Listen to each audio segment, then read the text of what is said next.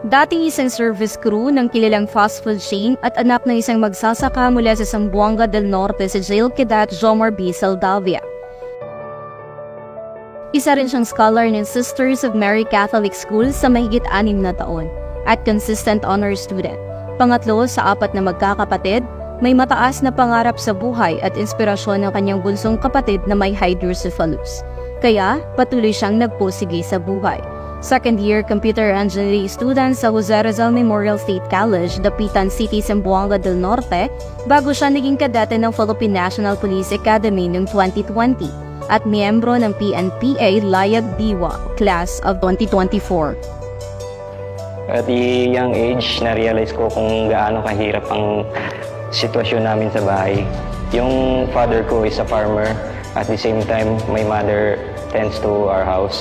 So, na-realize ko na hindi dito magtatapos yung pangarap ko. So, naghanap ako ng scholarship. Luckily, in high school, naging scholar ako ng Catholic school, which is free siya from head to toe. So, nung graduate ako sa high school, nagtrabaho ako ng part-time job sa Jollibee since hindi kaya i-aid ng pamilya ko yung pag-aaral sa college. So, nung sa college, kinuha ko yung computer engineering. Dala-dala niya sa kanyang pagpasok sa akademya ang pangarap na matulungan ang kanyang pamilya na maiahon sila sa hirap. Lungkot din ang sinapit ng kanyang pamilya nang masunugan sila ng bahay noong 2022 habang siya ay nasa loob ng training. Huwag sukuan ang pangarap kahit gaano man kahirap ang iyong mga pinagdadaanan at naranasan sa buhay. Kayang-kayan basta magtiwala ka sa Diyos at sa iyong sarili.